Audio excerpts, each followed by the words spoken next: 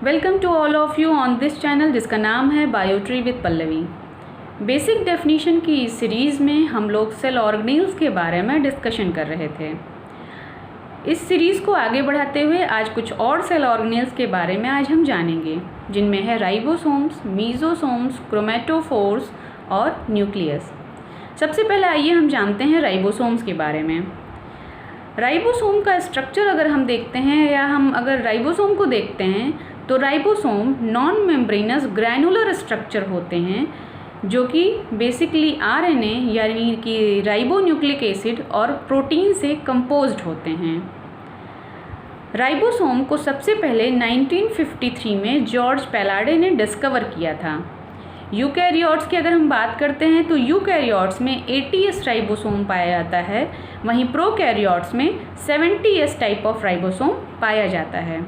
सबसे पहले हम बात करते हैं यूकैरियोट्स की।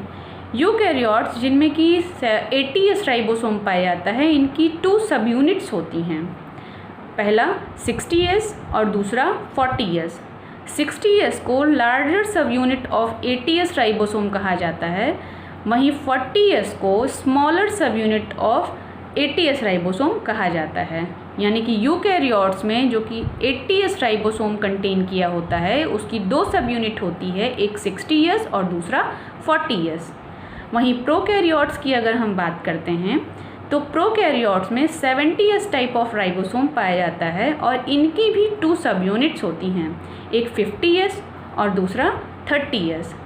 50S लार्जर सब यूनिट ऑफ 70S राइबोसोम्स होती है और 30S स्मॉलर सब यूनिट ऑफ 70S राइबोसोम्स होती है। यानी कि प्रोकैरियोट्स में जिनमें कि 70S राइबोसोम पाया जाता है, इनकी 2 सब यूनिट्स होती हैं, एक 50S और दूसरा 30S।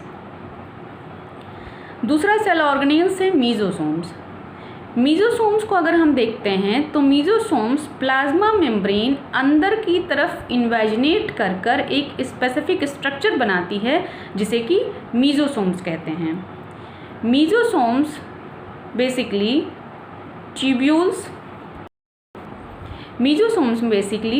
ट्यूब्यूल्स, वेसल्स और लैमेली पाए जाते हैं।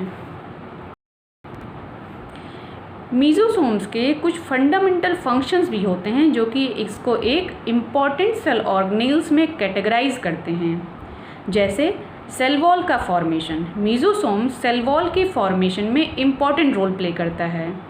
दूसरा, डीएनए के रेप्लिकेशन में मीज़ोसोम्स डीएनए के रेप्लिकेशन में भी इन्वॉल्व होता है या एक्टिव रोल प्ले करता है।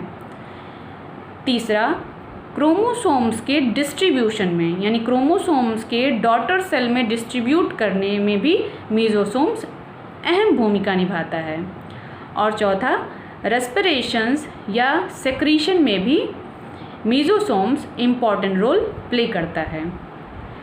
तीसरे सेल ऑर्गेनेल्स की अगर हम बात करते हैं तो ये है क्रोमेटोफोर्स। क्रोमेटोफोर्स बेसिकली एक पिगमेंटेड मेम्ब्रेन होती हैं जो कि प्रोकैरियोटिक सेल्स में पाई जाती हैं या प्रोकैरियोट्स में पाई जाती हैं, जैसे कि साइनोबैक्टीरिया। चौथा सेल ऑर्गेनेल्स की अगर हम बात करते हैं तो ये है न्यूक्लियस। अगर हम न्यूक्लियस की बात करते हैं तो न्यूक्लियस को सबसे पहले 1831 में रॉबर्ट ब्राउन ने डिस्कवर किया था। न्यूक्लियस के मटेरियल को अगर हम बेसिक डाई से स्टेन करते हैं तो एक स्पेसिफिक स्ट्रक्चर प्राप्त होता है जिसे कि क्रोमैटिन कहा जाता है। क्रोमैटिन को सबसे पहले फ्लेमिंग, एक साइंटिस्ट का नाम है, फ्लेमिंग ने खोजा था। तो आज हमने इस वीडियो में जाना राइबोसोम्स के बारे में, मीज़ोसोम्स के बारे में, क्रोमेटोफोर्स और न्यूक्लियस के बारे में। Thank you.